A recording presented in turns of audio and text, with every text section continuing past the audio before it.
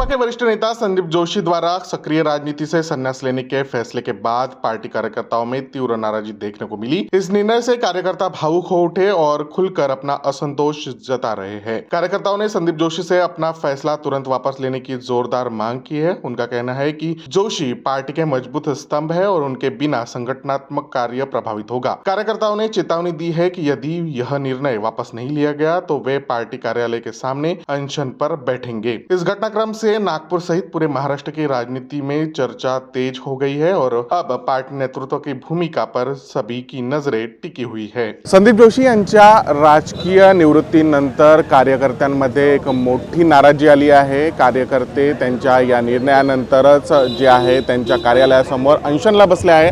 आपल्यासोबत संदीप जोशी यांचे कार्यकर्ते आहे, आपण त्यांच्याशी बोलूया। मला सांगा, तुम्ही अनशनवर बसले आहे, काय नेमका कारण आहे या अनशनच्या मागे? अनशनवर बसण्याचं कारण म्हणजे आमच्या नेत्याने आमच्या ताकदीने आमची ताकद त्यांनी आपल्या राजकारणातून निवृत्ती घेण्याचा जो निर्णय घेतला, हा निर्णय आम्हाला मान्य नाही आहे। खऱ्या अर्थाने त्यांनी 55व्या वर्षी मी निर्णय घेतो म्हटले निवृत्तीचा, पण खऱ्या अर्थाने राजकारणामध्ये अगर राजकीय याच्यामध्ये 55 वर्ष हा काही मोठा वर्ष नाही, हा काम करण्याची सुरुवात असते। या देशाच्या प्रधानमंत्रीचं स्वप्न बघणारा राहुल गांधी जेव्हा 55व्या वर्षी आपल्या युवा समजतो, तर आमचा नेता युवा आहे आणि आम्ही युवा त्याच्या सोबत आहे।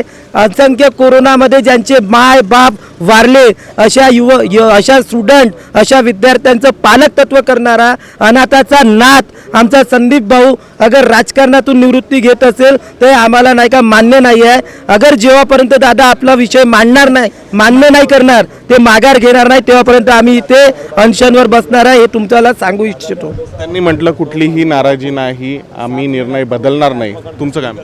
त्यांनी म्हटलं नाराजगी नाही आहे, पण त्यांनी हर वेळेस ते त्यांच्याच मनाने करतात। आता आम्ही आमच्या मनाने करू। आम्ही दादाचा शब्द आजपर्यंत कधी पाळला नाही, पण आज आम्ही दादाचा शब्द पाळू। जेव्हापर्यंत त्यांनी आपला निर्णय वापस घेतला नाही तेव्हापर्यंत आम्ही अनशनवर बसू, हा आमचा ठाम कार्यकर्त्यांचा विचार आहे आणि आम्ही विचार करून इथे बसलेलो।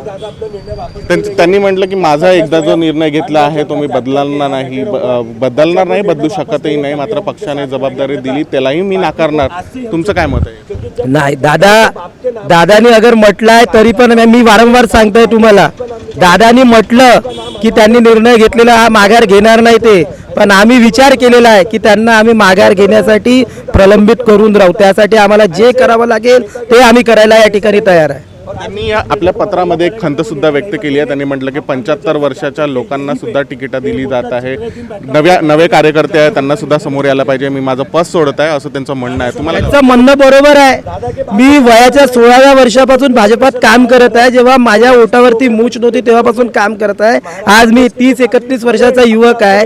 या युवकाला तिकीट न देता 75व्या वर्षाच्या व्यक्तीला तिकीट देत आहे, हे त्यांचं म्हणणं बरोबर आहे। म्हणून त्यांनी म्हटलं की कुठेतरी मला हा निर्णय घ्यावा लागतोय आणि आजच्या युवकांसाठी करावा लागतोय, पण हा निर्णय घेणं मान्य नाही आहे। याचं कारण आमच्या डोक्यावरची छत संदीप भाऊ आहे आणि आमची छतच चालली जाईल तर आम्ही या राजकारणात काय करावं? आमचा बोलणारा व्यक्ती नाही ना तिथे कोणी। देवेंद्रजी सोबत नितीनजी सोबत बोलणारा व्यक्ती कोण आहे आमचा?